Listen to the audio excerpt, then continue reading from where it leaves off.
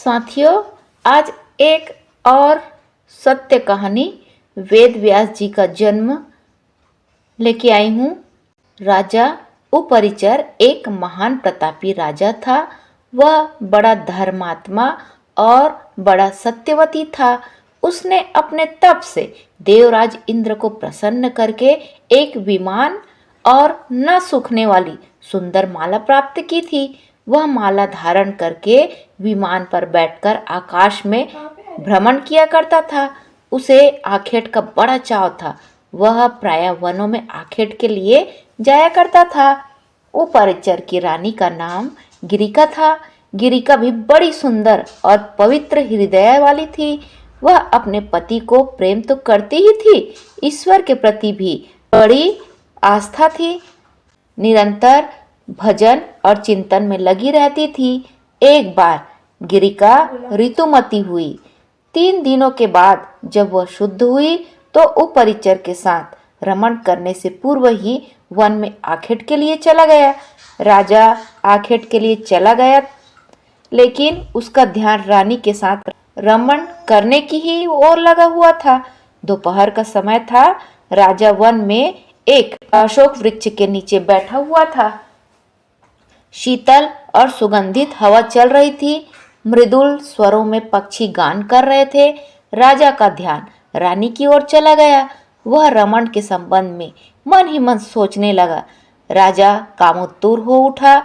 राजा ने सोचा उसका वीर व्यर्थ नहीं जा सकता, अतः उसने उसे एक दोने में रखकर विमान में बैठे हुए बाज पक्षी को बुलाकर उससे कहा, तुम इस दोने को ले जाकर मेरी रानी को दे दो, वह इसे अपने गर्भ में धारण कर लेगी। बाज दोने को मुख में दबाकर राजा के भवन की ओर उड़ चला। वह यमुना नदी के ऊपर से उड़ता हुआ चला जा रहा था। एकाएक दूसरे बाज की दृष्टि उस पर पड़ी।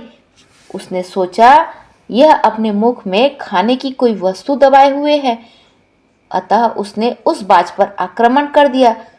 दोनों बाजों में घमासान युद्ध होने लगा। परिणाम यह हुआ कि पहले बाज के मुख से दोना छूटकर यमुना के जल में गिर पड़ा। दोने में रखा वीर्य पानी में मिल गया। एक मछली की उस पर नजर पड़ गई। उसने सोचा यह खाने की वस्तु है। वह उसको पानी के साथ निगल गई। इस तरह से मछली गर्भवती हो गई। दासराज नामक मल्लाह को वह मछली शिकार में मिली। जब उसने मछली के पेट को बीचों बीच से काटा तो उसके पेट से एक बालक और एक बालिका निकली। दासराज ने दोनों को उपरिचर को भेंट कर दिया। उपरिचर ने बालक को तो अपने पास रख लिया, लेकिन बालिका को दासराज को लौटा दिया। दासराज उस बालिका को अपने घर ले जाकर उसका पालन पोषण करने लगा। दासराज ने बालिका का नाम सत्यवती रखा। वह मछली के पेट से उत्पन्न थी, इसलिए उसके शरीर से मछली की सी गंध निकला करती थी। अतः लोग मत्स्य गंधा भी कहा करते थे। मत्स्य गंधा धीरे धीरे बड़ी हुई। वह बड़ी रूपवती थी। वह यात्रियों को अपनी नाव पर बैठाकर इस पार से उस पार पहुंचाया करती थी। एक दिन दोपहर के समय महर्षि पराशर वहां जा पहुंचे।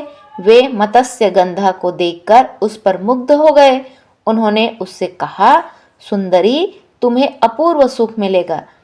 मैं तुम्हारे साथ रमण करना चाहता हूँ। मत्स्य गंधा ने कहा, महर्षि, आप यह कैसी बातें कर रहे हैं? दोपहर का समय है, आसपास लोग बैठे हुए हैं, मैं आपके साथ रमण कैसे कर सकती हूँ? पराशर जी ने योग शक्ति से चारों ओर कोहरा पैदा कर दिया और बोले, अब हमें कोई नहीं देख सकेगा।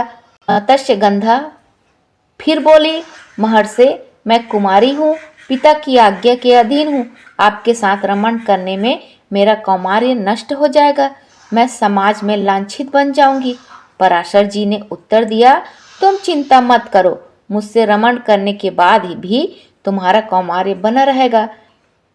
गर्भवती होने पर भी गर्भ का चिन्ह प्रकट नहीं होगा। मत्स्य गंधा फिर बोली, एक और बात, मेरे शरीर से मछली की सी गंध निकलती है। आप मुझे वरदान दे कि वह गंध के रूप में बदल जाए और 4 कोस तक फैली रहे। पराशर जी ने तथास्तु कह दिया। फलतः मत्स्यगंधा के शरीर से कस्तूरी की सी गंध निकलने लगी। वह गंध 4 कोस तक फैली रहती थी।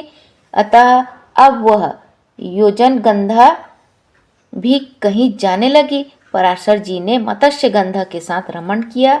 उनके साथ रमण के फलस्वरूप वह गर्भवती हुई। समय पर यमुना के द्वीप में एक बालक ने उसके गर्भ से जन्म लिया। वह बालक जन्म लेते ही बड़ा हो गया।